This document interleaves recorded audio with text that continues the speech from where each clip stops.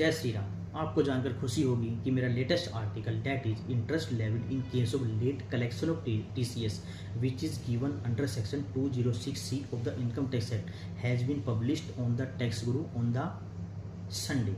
ठीक है, तो मैं बहुत मेहनत करके आपके लिए आर्टिकल बनाता हूँ। मैं कोई सिंपल पॉइंट कवर नहीं करता कि जब सीए कर रहा था तो मैंने देखा कि मैं भी जब आर्टिकल पढ़ता था, क्योंकि मेरे को सिलेबस कवर करना होता था, सीए बनने के बाद भी प्रैक्टिकल चीज़ें करनी होती थी कि प्रैक्टिकल वो चीज़ें कैसे करते, तो मैंने बहुत सारे आर्टिकल्स पढ़े, तो उसमें वो डिटेल में कोई नहीं बताता। ठीक है, तो मेरे जो आर्टिकल है वो डिटेल में कवर होते हैं कि लाइक सपोज करो 30 अप्रैल को टीडीएस या टीसीएस आपको डिडक्ट या कलेक्ट करना था, आपने 1 मई को किया तो डिले 30 को करना था, आपने 1 तारीख को किया, 1 दिन का डिले हुआ।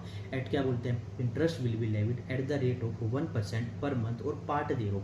ठीक है, मतलब 1 दिन भी हुआ तो 1 महीने का देना पड़ेगा, कि पर मंथ और पार्ट देरो लिखा हुआ है। तो इसका मतलब क्या हुआ कि 30 अप्रैल की आपकी लायबिलिटी थी, 1 मई को आपने डिडक्ट या कलेक्ट किया, तो आप क्या बोलोगे कि 1 दिन डिले हुआ तो सर पर मंथ और पार्ट देरो लिखा हुआ है, तो मतलब 1 दिन मतलब इसको भी हम 1 महीना मानेंगे, 17 दिन होगी तो उसको भी 1 महीना मानेंगे। तो आप लोग क्या कहोगे, सर 1 महीने का ब्याज देना है। नहीं भाई, ऐसा नहीं है।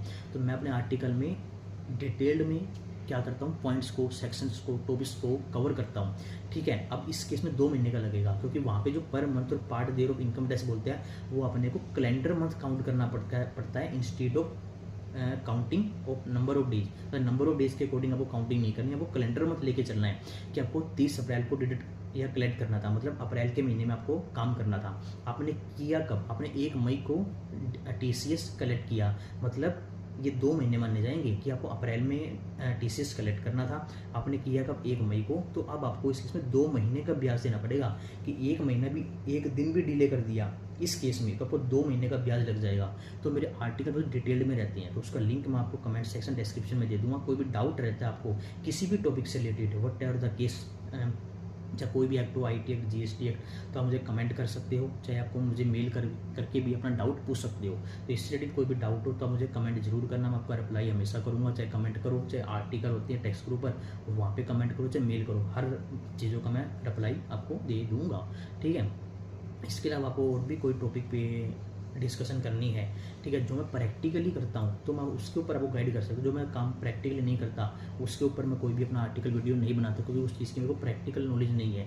थ्योरी पे वीडियो बनाने का कोई लॉजिक नहीं है, क्योंकि वो तो आप भी पढ़ सकते हो। ठीक है, तो आज के लिए इतना ही। कोई भी डाउट हो तो आप कमेंट करके वैसे पूछ सकते हो, और हंसते रहिए, खुश रहिए। जय श्री।